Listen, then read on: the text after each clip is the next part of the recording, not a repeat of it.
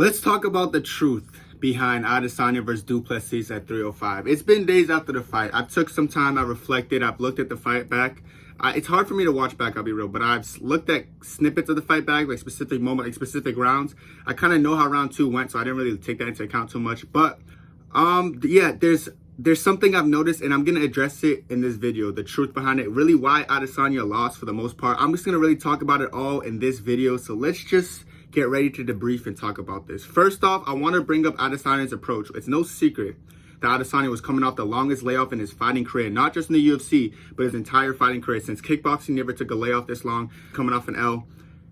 This makes me feel like when he went into this fight, he felt like he had a point to prove, and I think he did. Don't get me wrong. I do think he had a point to prove. I did think he wanted to get the knockout a lot. This approach wasn't typical Adesanya. I don't know if you guys noticed it, but like as a big Adesanya fan, I noticed he fought very different. I'm not going to say he fought emotional, but he did fight very differently than I've ever seen him fight in any fight. The only fight I could kind of point to this was kind of similar was the Kelvin Gastelum fight. But even in the Kelvin Gastelum fight, he wasn't as aggressive as he was in this fight when I was looking back at the Gastelum fight. Gastelum fight, he was kind of taking damage, but ultimately he was catching Gastelum by countering. But in this fight, he wasn't really catching DDP by countering. He did his best work against DDP coming forward and hitting him with some good boxing combos, mixing it from the body to the head. This is what I've noticed.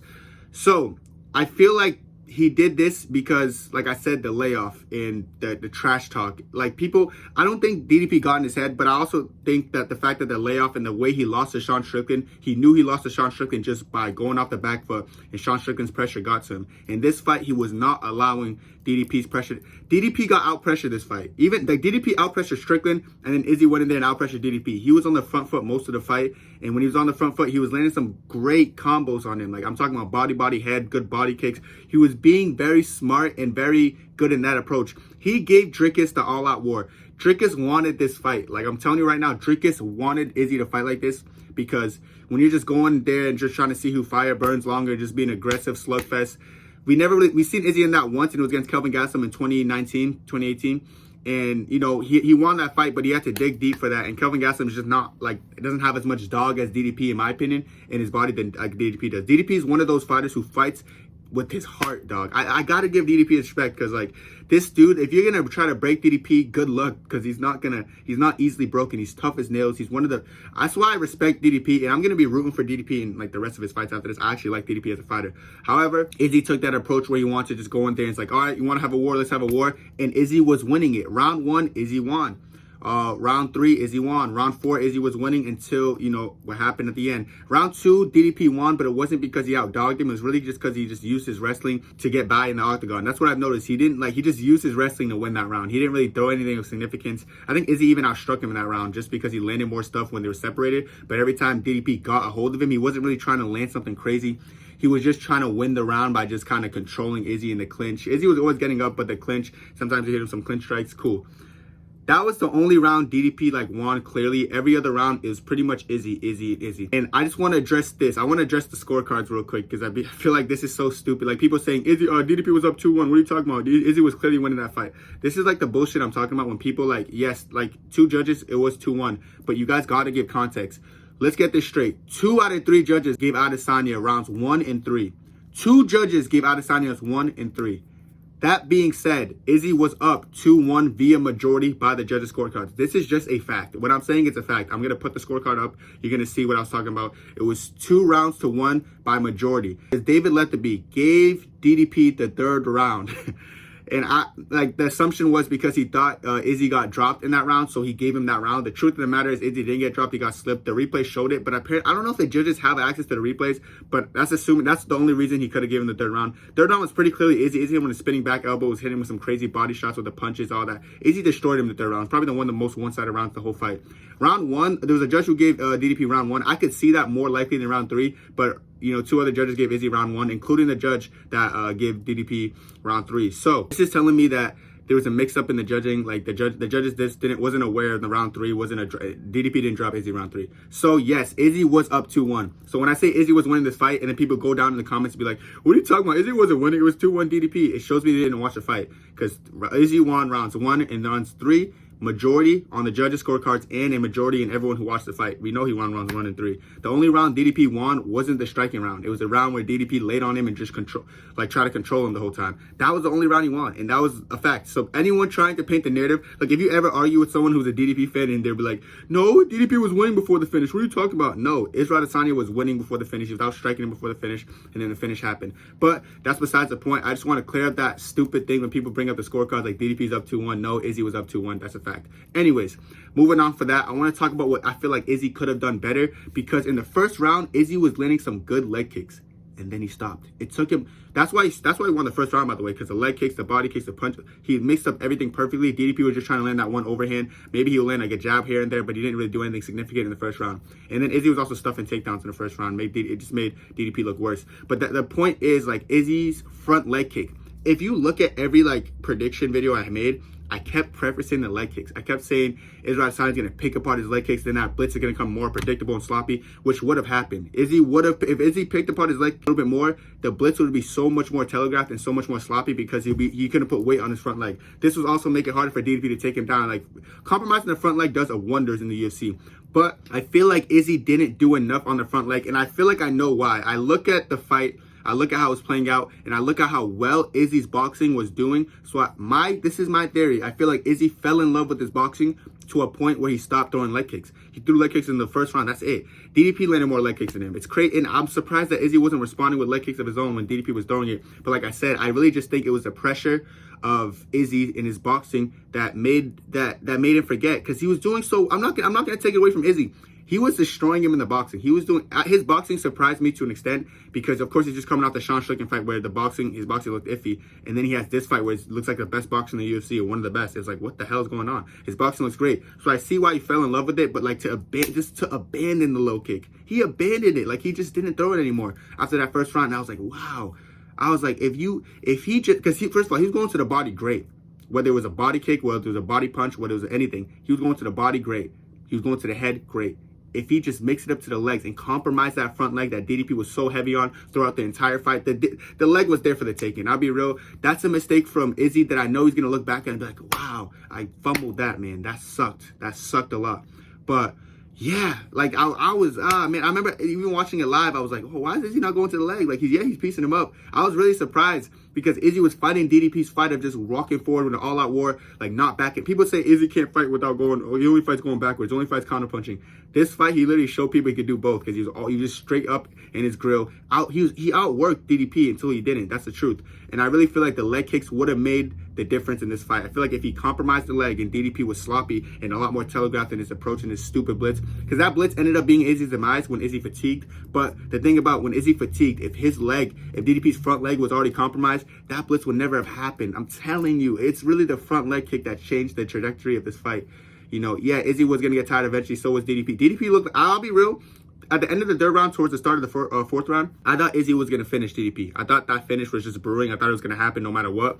But, you know, DDP's endurance is weird, dude. It's like, it looks like he's tired, but then he's not tired, so you don't really know what you expect from DDP. But frustrating for sure, just because I know Izzy was way better. It sucks when you know the fighter's way better and they end up losing because, you know, things just happen. It's just MMA, dude. It's hard to predict. But credit to DDP. I will be real, like looking at the fight, DDP was DDP. Like, DDP, you know, not the most technical, you know, was getting outstruck, wasn't doing the best, but he was always there. And every time Izzy would hit him with something, and specifically in the first round when he's hitting when Izzy was hitting him with the leg kicks, DDP would get so mad and respond with like the 1-2. It just shows how much it was bothering DDP. It was kind of funny. But like, yeah, DDP being DDP, every time he got hit by something significant, he would try to respond. You know, even though Izzy was kind of bullying him in some instances, where just walking forward, just out muscling him, machoing him, Izzy was showing him he's a bigger, badder guy. DDP will always keep coming and keep coming. Like, DDP was being DDP, so I have to give him credit there. DDP's fight style is very like, I'm just gonna fight you. Like, that makes sense. That sounds stupid, but like, he does, like, I don't think he thinks too much about like, let me pick this shot nicely. I think he's like, all right, come here, let's go, let's fight, let's bang it out. And you can see in the press conference, it's the confidence he has because he knows he's going to go in there and try to fight. He fights with your spirit more than he fights with you from a technical standpoint. I feel like a lot of his fights, he gets finishes just because he wants it more than you. Like Derek Brunson didn't want it as much as him. Darren Till didn't want it as much as him. Sean Strickland, I think Sean Strickland is one of those people who wants it a lot too. I think DDP brought him to a place where he's like, damn, this guy's just fucking, he doesn't stop. That's where DDP got the win. DDP won 2, 3, 4 clearly. I'll rewatch the Sean Strickland fight. DDP just beat him. And DDP will beat him again until Sean Strickland learns how to fight differently and adjust. But Sean Strickland would never learn that. That's besides the point. But yeah, DDP in this fight was DDP, which I feel like gave him a good job and gave him the win. Like, because that's what caught Izzy from DDP just doing that stupid blitz because his leg wasn't compromised, so he's still comfortable going forward with that predictable blitz, and he hit Izzy with it because Izzy was kind of doing something where he would just kind of lean back and like DDP started finding the timing. I started seeing the 4th round, DDP would start following up with like 6-punch combos. Like at first he would do 1, 2, and then towards the end he was doing 1, 2, 3, 4, 5. He did that and like just because he realized Izzy was like, okay, wait, he just keeps going backwards and backwards and backwards. He expected me to do a 1-2 combo. So that's an IQ move by DDP. You can see DDP was like, he found that like how much times Izzy would go back and like he thinks it's a 1-2. That's when DDP, amplified his combos, added more to him. And that's when he ended up catching him. And right when he caught him, he was so quick to just go for the takedown because he probably expected Izzy not to get chin because Izzy has a hard chin. So he went straight to the takedown and then jumped on his back so quickly. I gotta give him credit. I gotta applaud that because how quickly he got to the back and went for the choke. It's like he had it memorized in his head right when he had him hurt. So yes, that was definitely impressive from DDP. And then the last point I want to point out is Izzy could have easily won this fight in a lackluster fashion just by leg kicking, keeping his distance, circling a lot. That would have saved his energy a lot more. I feel like Izzy, for the first time in his career, fighting forward and walking forward so much and pressuring so much with these boxing combos. And he wasn't just hitting him with 1 punch. He wasn't just walking forward in 1 punch and then backing up, then walk. He was boom, boom, boom, boom, boom, boom. Like he was mixing it up so nicely. And he was constantly on the front foot. And I feel like that fatigued him a little bit more as much as the fact that, like, the second round of DDP wrestling, I feel like that holding that heavy body up. Because if you guys don't remember, Izzy would literally walk, like bear crawl to the cage with DDP's fat, girthy shoulders on his back, dude. Like, DDP's huge, bro. And Izzy would literally bear crawl, like use all his strength to get to that octagon fence and then get up. So that was a lot. That was definitely taxing on his body as well as the pressure. So, Izzy, if people say he looked a little bit slow, I see what they're trying to say is because, like, he fatigued himself a little bit quicker with the forward pressure, his boxing combos, as well as the way he was wrestling against, his anti-wrestling against DDP. I feel like all of that fatigued him. DDP did look fatigued as well, but of course he had that little spurt. But like I said, if Izzy wanted to win this fight by a boring leg kick circle, not boring, but you know how sometimes Izzy would have those fights where he does those leg kick circles and then 1-2 blitzes in, goes to the counter punches. He could have 50-45 them. But like I said in the beginning of the video, the layoff, like the way he lost to Strickland, he didn't want to have a boring win. Like he wanted to prove a point, and he's obviously wanted to prove a point. And I think Izzy fans like us and me, we want him to prove a point too. So, and I remember him kept saying like he doesn't care about the result going into this fight. Like there's literally a clip of him saying he doesn't care about the result. I'm not even worried about the result.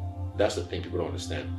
I could give a fuck what happens at the end of the fight. What I worry about is executing. And it makes sense now. He just wants to execute. That's what he said. And it makes sense now looking back at it because, like, he really just, the way he fought, it showed that, not that he didn't care about the result, but, like, he just wanted to prove a point almost to himself and his fans. But, like, he doesn't have to prove shit to us. Like, me, at least. Like, I know how good Izzy is. If you were to go in there giving the Mara Victoria treatment 50-45 for that classic, mixing up from the back foot, front foot, that'd be fine. Like, he showed a whole different approach. He showed he had that dog in him, and he did. He went in there, and he beat DDP until he wasn't. He out-dogged DDP until he wasn't. So, at the end of the day, bro, I'll always respect Izzy for that. Like I said, he definitely could have won this fight very easily, but he went and showed us a message. And I know he'll be back. And I know people think 35 is old. Oh, 35 is so old. You remember, like, Bilal Muhammad just won a bout at a weight class below, which is supposed to be statistically impossible to do. With 36 years old, so I disagree with that. Of course, Alex Pereira, 37-year-old champion. I know Izzy's 35, and people are trying to make a narrative like, oh, but he's 35, he's old as hell. I don't think so. So Izzy will be back, and I can't wait to see him back. But I really just have to break this fight down because I know that Izzy was way better than Drake. He just ended up losing this fight. Israel Adesanya, bro, way better, and he'll be back. He'll be back. Like I said, 35 is not old. You guys could try to paint the narrative and make me think it's old. I know it's not old, and I know he'll be back. I don't know when, I don't know against who, but he'll be back, and he will shine, and he will prosper. Israel Adesanya, guys, I love him. I don't think he needs a belt to prove anything. I just want to see him back in the ring, and I want to see him proving people wrong again. talking his shit, hitting dance moves after. I want to see Adesanya being Adesanya, and I'm gonna miss it, bro. But that's it for me, bro. Hope y'all enjoyed the video. Hit that subscribe button, and God bless. 2, 3, 4.